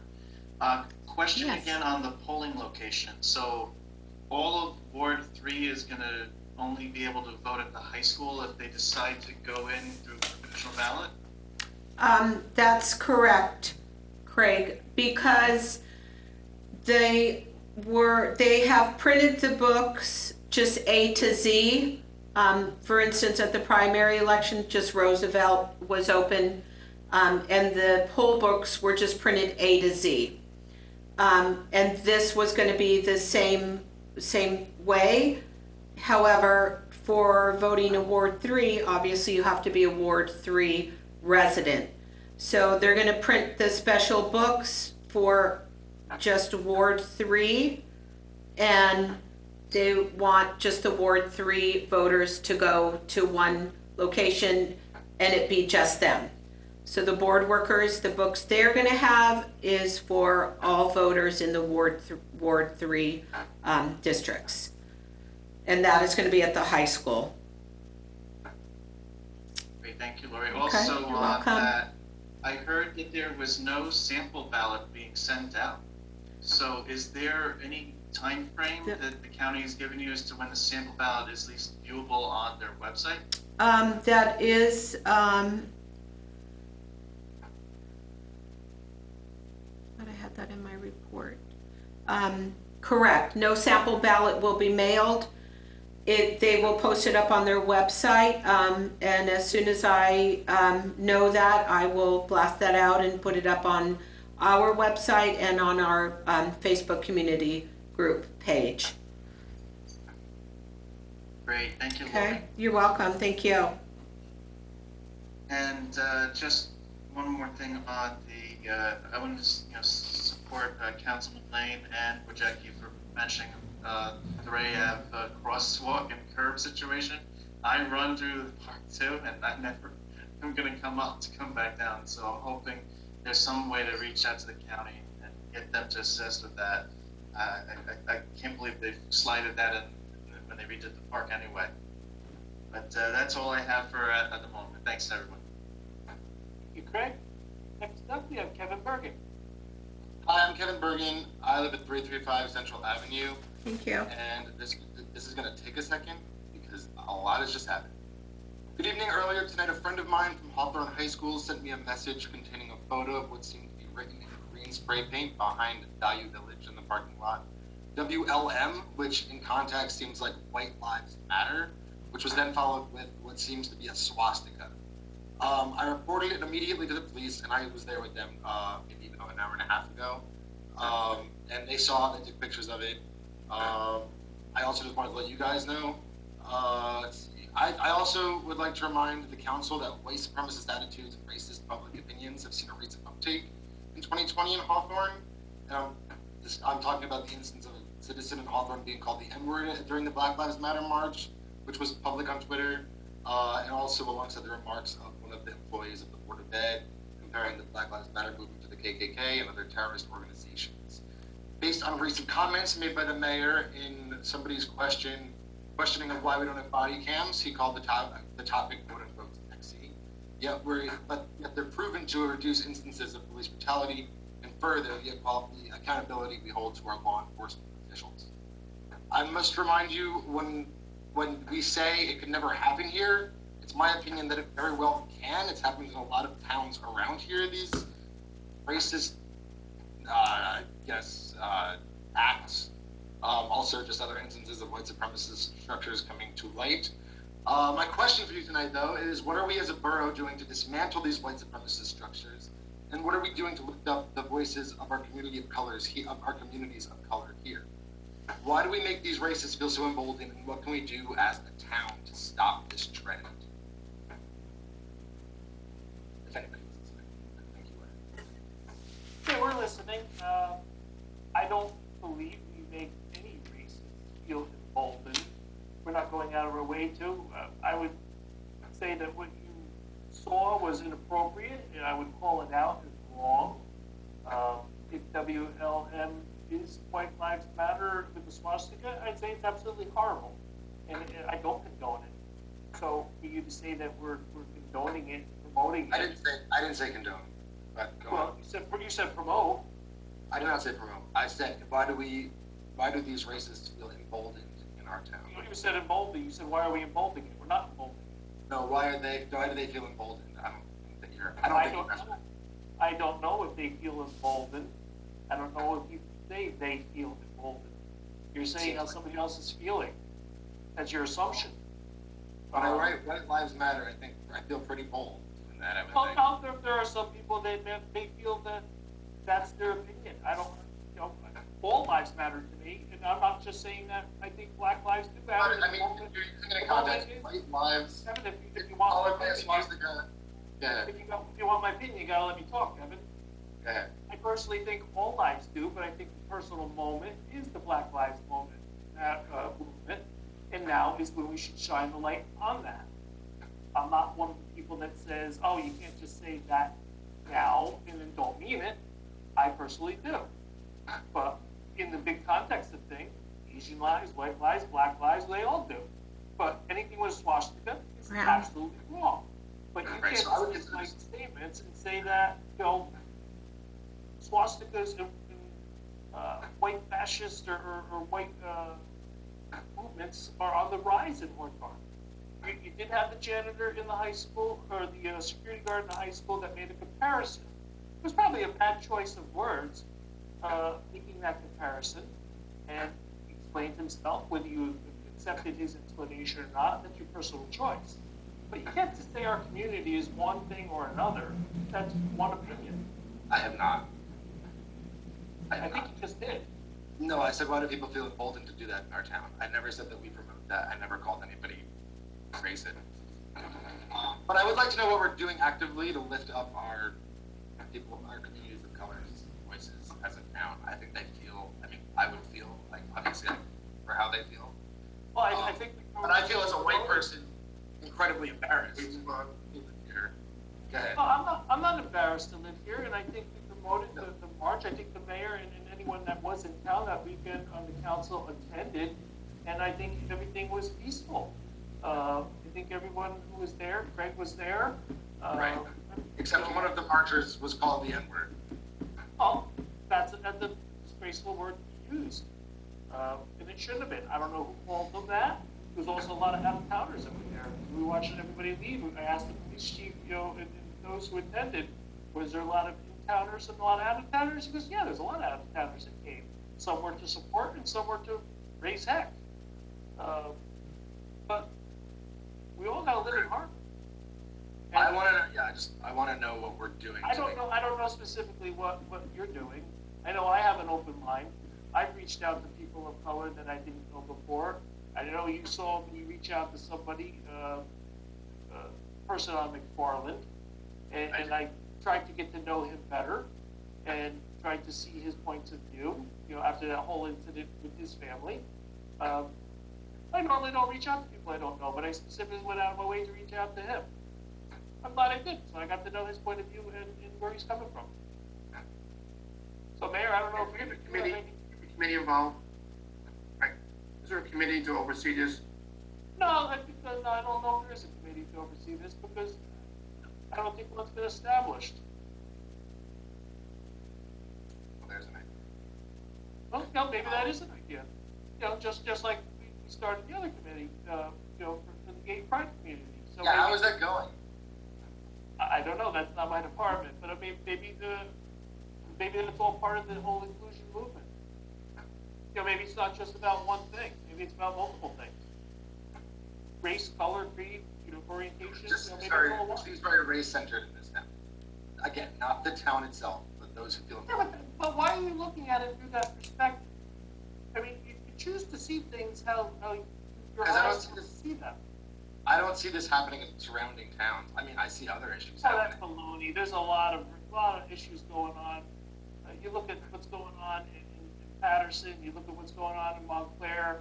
I mean, there's a lot of race baiting going on no matter where you go. We just seem heavy with it. We seem like we got a lot. More to me, more than what I see. It could also just be the circle of people that you know. Like obviously I'm a different generation, so I may not see it. Maybe it's just the age group. It could just be a different circle of people. I'm not saying it's good or bad people. I'm just saying it could just be the different crowds that I know versus what you know, or versus what the mayor knows. We're a bunch of old white guys, and unfortunately that's a bad term these days. I mean, it's scary to me in a town that's 90%, almost 90%, in the last census, white. That's No. It is not 90% white anymore. I'd say we're probably about 50%. No, I agree. And maybe 40% white. Maybe we're about 10% people of color now. We are much more mixed than what that last census was. I saw just even in your class and my daughter's class, the names went from Smith and Jones to names I can't even pronounce, which is not necessarily bad, but there is a large mix of community that never was there before. And I'm not saying that's good. I'm not saying it's bad. I'm just saying it's a fact. So, thank you for the comment. And diversity is something that if we need to start a committee, we will. Please open your eyes and try and look at it from a better perspective. You hate to see you be so negative. No, that's why my question was, what can we do to uplift these communities of color? And you answered my question. You think a diversity committee would be a solution? And I'd love to hear it. I don't know what the committee would actually do, but... No, I don't know either. Well, I think oversee issues like this. But... Okay. Fair enough. Let you go. Please feel free. Okay. Who else do we have? Alyssa.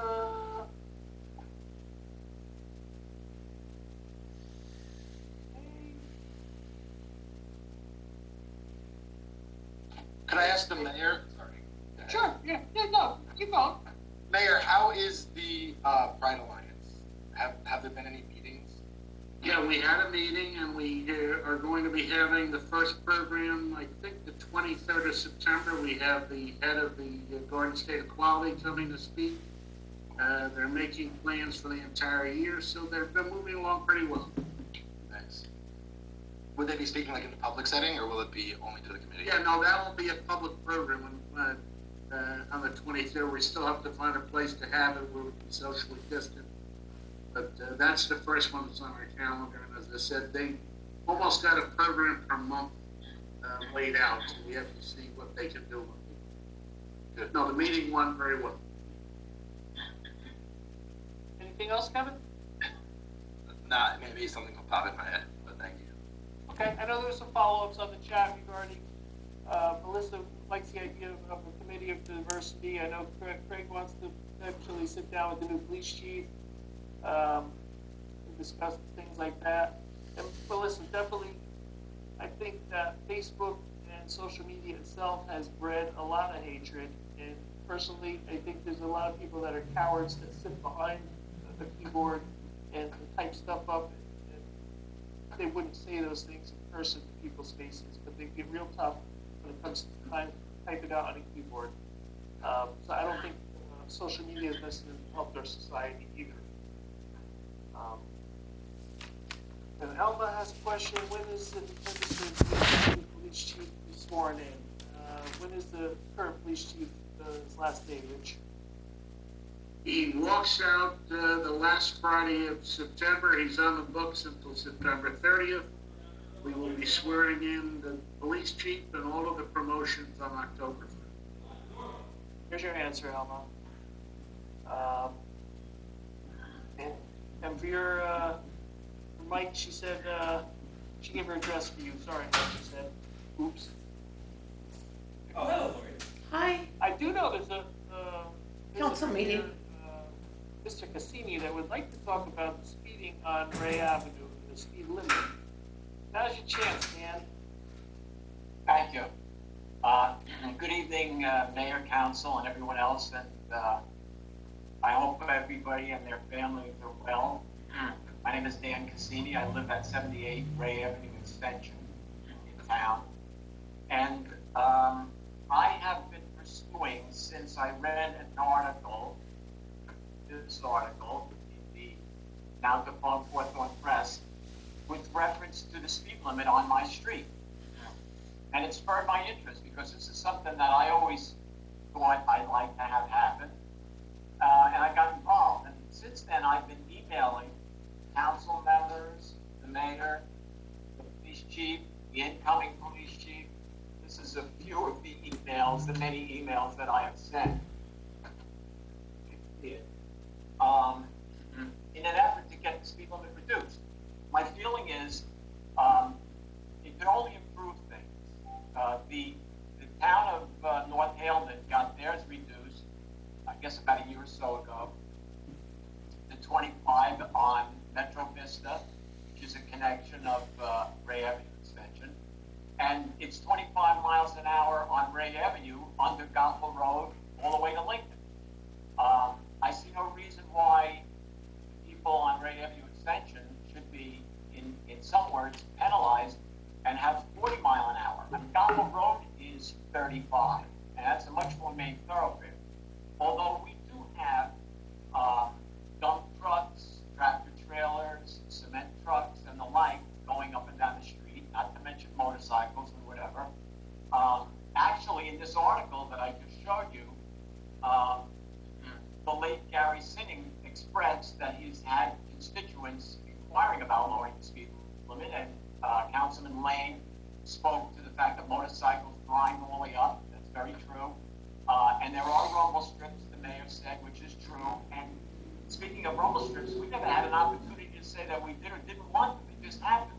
Now, I spoke to Mayor George from North Haledon today, who told me that the people on Metro Vista, and maybe North Haledon Avenue, expressed a desire not to have those rumble strips. And that's the reason why they got involved in lowering their speed limit, because if you have a low speed limit, you don't need to have rumble strips. That would have been wonderful if we had been alerted to that and known that. We now have rumble strips, we have bike lanes. Much to my astonishment, there are people biking up and down my street. I give them great credit. And people walking the street. I think it's an unsafe situation. Last year, we had a commercial van lose its brakes down by Pasadena, where the road sharply turns to the left, take out a line of fencing in somebody's side yard and a couple of cars that got the automotive. When I first came here, there was a dump truck that lost its brakes and went through Gothel Road and killed someone in a church van. It doesn't happen every day, but I dare say if people were driving 25 miles an hour, it'd be less apt to happen, even if they did run into a situation of losing their brakes or somehow control of the car. It would also make things better when there are landscapers, which there are on a consistent basis, that park on the street, and people have to cross over the rumble strips to get up there. There are many times when the rumble strips are on my alarm clock in the morning. People driving over the rumble strips for what reason, I don't know. They're not going into oncoming traffic, but they drive on the rumble strips. I just got something today from Mayor George, who I spoke to, citing a state statute, which is New Jersey SA 39:1-1, which allows for the speed limit to be lowered, as he put it, as a simpler method rather than going through any other things. I know that we did a speed limit survey on the street. I never got the results of it. But to be honest with you, I spoke with a gentleman, I forget his name, Mr. Silverstein, a traffic engineer for the county, who said to me, we really don't rely on those speed limit checks anymore, to be honest with you. And I'm glad he doesn't, because it makes no sense to me that the way we should judge things is however fast people go, that's what the speed limit should be. I mean, if you use that philosophy, people should be, the speed limit on the turnpike and the parkway should be 100. But in any case, this statute speaks to 25 mile an hour for business or residence district. And it says here, resident district means that a portion of a highway and the territory contiguous thereto, not comprising a business district, where within any 600 feet along such highway there are buildings in use for business or residential purposes which occupy 300 feet or more of frontage on at least one side of the highway. Well, we qualify for that. We qualify that very much. I've heard from sources, which I will not mention, the reason why the speed limit is 25 on Ray Avenue, Gospel Road, is because it's more residential. Well, it may have more houses, but it's more residential than we are. We're all houses. There's no business on Ray Avenue extension. So that's my desire, to see the speed limit down it. I'm not stupid enough to believe that if we make it 25, everybody will go 25, but maybe they'll go 30. Now it's 40, and they go that and more. Okay. Mayor, obviously we've had discussions with our engineer to lower it, and we were told that obviously the same thing Mr. Cassini said, that obviously you have to go slow enough to be able to go lower. Perhaps Steve can find out what the statute is that he's referring to, or Mike can talk to Steve about that. I mean, there's a number of us that looked at the way of calculating it seemed backwards. But again, we didn't create the way of calculating. No, I'm just saying, but if there's an alternate way of looking at it, then obviously I don't disagree. We'll let Michael take a look and come back with a recommendation of something that we legally do. Yes. Thank you. Yeah, after speaking with Mr. Silverstein, like I said, he said that really they don't rely on that speed study very little anymore, he said, to be honest. Right. He's the same guy that said we don't need a mid-block crosswalk at Ray Avenue through the park. So I don't take everything to the Silverstein. I disagree with that. That has nothing to do with my situation. I understand it's whose ox is being gored. I understand that. Yeah, but the other situation that you're speaking of has different ramifications, like you said, where the responsibility lies if you put up that crosswalk, whether it's the town or the county. And I understand that, although I still think that we should have it because it's for the safety of people. And to me, it's safer to have a crosswalk there than it is that have people go up at the intersection where people turning and everything else. This way you're dealing with two-way traffic, not people turning it. So I agree with you there. But I don't agree with anybody who says that there's no reason to reduce the speed limit on my street. It is a safer situation for people on the street. I will tell you, Dan, that the truck that lost its brakes on Fairview Avenue, where the speed limit is 25, went more than 25 miles an hour down the hill. And it's the same thing with Ray Avenue Extension. Someone loses their brakes going down Ray Avenue Extension, I guarantee you that they'll be going 50, 60 miles an hour. So the speed limit's 25 or 40 won't make any difference. Accidents are accidents, you can't prevent them. But we'll let the attorney look at it. If he can find a solution, we'll talk about it. Okay, I think you should look towards that statute because that statute seems to be the way to do it easily. That statute also talks about areas like yours where the speed limit's supposed to be 50 miles an hour. The state says there are two speed limits, 25 miles an hour and 50 miles an hour. And I think that stretch of Ray Avenue Extension technically qualifies to be a 50 mile an hour road, but I don't know that for sure. Well, actually, that statute addresses 35 miles an hour. 25 and 35. I don't see anything about 50, although I don't have the statute in front. That's why I'm turning it over to the attorney, because I don't have it in front of me either. I don't have it in front of me. I will look into it. I will talk to the engineer and we will report back. Great, I appreciate it. Thank you.